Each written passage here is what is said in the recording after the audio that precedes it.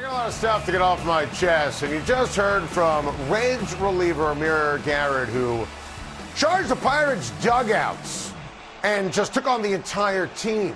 And this is not good for baseball. You know, baseball doesn't do anything about it because we're talking about it. And it's a topic on sports radio, and it's a topic on every single sports television show. But that was scary, unnecessary, and another reminder of why baseball needs to eliminate fights and headhunting. I mean, it's one thing to throw inside, but that's unacceptable. And that's what started everything. I mean, and Joey Votto, who's always mild-mannered, he went nuts. And that's why Garrett went nuts. And it's a joke. And if you throw at someone's head, you should be suspended. I mean, a real suspension and thrown out of the game. That's a bad job by baseball. And it's time for baseball to implement the NBA rule in terms of leaving the bench. You leave the dugout, automatic suspension. Leave the bullpen, automatic suspension. Leave your position, automatic suspension. Done. No more fights ever in the history of baseball. But baseball sadly likes the attention. What if Yasiel Puig got injured during that melee? That is a terrible job by baseball to actually, at the end of the day, not do anything to prevent this. Someone could get seriously hurt. And the headhunting's a big part of that. You always protect the black-to-black of home plates. Throw inside. But headhunting, and it all stems from Derek Dietrich when he was celebrating a home run a few months ago. Terrible job by the Pittsburgh Pirates. Terrible job by Major League Baseball. Let's get back to the trade deadline because I got a lot of stuff to get off my chest. The Giants made a big mistake not trading Madison Bumgarner. Now, the Giants actually had a great day. And the fact that they were able to get the Atlanta Braves to take all of Mark Melanson's contracts, which is double digits in the millions for next year and the year after, that's crazy. That's absolutely crazy. And getting Scooter Gennett, that's a really nice pickup. But why didn't you trade Bumgarner? See, I give Farhan Zayin, their general manager, credit for getting payroll off the books and getting some solid prospects too, and a good player in Scooter Gennett. But if you put Bumgarner on the market, you could have cleaned up. You could have dominated. Minnesota, the Braves, the Yankees, they would have given anything for Madison Bumgarner. I just don't get it. He's a free agent at the end of the year. And what are they trying to do? Give Bruce Bochy a nice farewell tour? Makes no sense. Absolutely, positively no sense. The Giants had a pretty good day. Should have been better. Should have been more when it was all said and done. How do you not trade Madison Bumgarner? I know they're quote-unquote in it. Give them credit for how they played in the month of July. The Giants are not making the playoffs. Stop me if you've heard this one before, but the Mets made a mistake. They don't trade Zach Wheeler? Zach Wheeler's a free agent at the end of the year, and they don't trade him?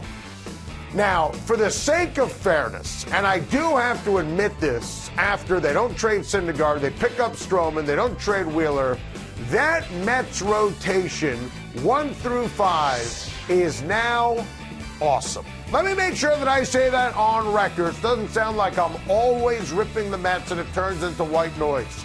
This right here is a great rotation. But where are the Mets going? Their bullpen's dreadful. The offense is inconsistent. They don't have a manager. And Noah Syndergaard, if they really put him on the market, could have brought back all sorts of talents, whether it was the Yankees, but they would never deal with the Yankees, which is a mistake, or the San Diego Padres, or the Atlanta Braves. How is Zach Wheeler still on this team? There's basically a 0% chance he's going to be on the roster next year. But this is the deal. Brody Van Wagenen convinced ownership to go for it. They're still a fourth-place sub-500 team. I acknowledge how awesome this rotation is right now for the Mets. The New York Mets have no chance of making the playoffs, and this doesn't help out the 2020 Mets, which is their next time to be a legit baseball team. Let me tell you something. I'm disappointed in the Dodgers. I'm disappointed in L.A., okay?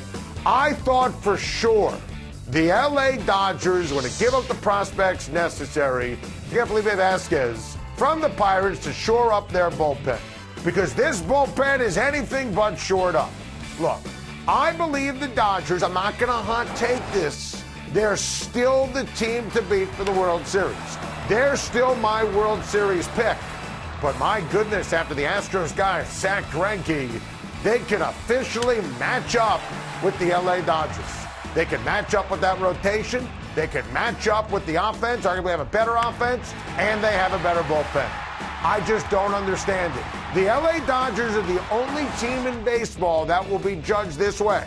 Win a World Series, season a success. If they don't, it's a failure. If they lose in Game 7 to the Houston Astros, the season is a failure. I know Adrian Freeman loves his prospects, but come on!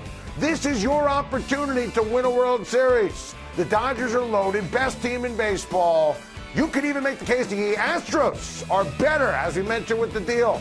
That's a bad job. I'm still going to pick the Dodgers, still believe in the Dodgers, still think they're going to win the World Series. But the gap narrowed. They could have solidified it. Kenley Jansen has not had a good year. I'm officially concerned about the Dodgers. Still pick them, but I'm concerned. How about the Red Sox? Didn't add any bullpen help today. Alex Cora said earlier today, and I quote, "We're going to trust the group we have and move forward." Oh, good. I mean, are these numbers you trust? Are you kidding me? The Boston Red Sox bullpen? I mean, they should play clown music when the bullpen gate opens. Now, I do believe when it's all said and done, the Indians and the Red Sox will be the wild card teams. But I don't feel great about it, and a Red Sox fan doesn't feel great about it. They didn't even need to go big. They just needed to get a couple of reinforcements. And because they didn't go big, they might go home.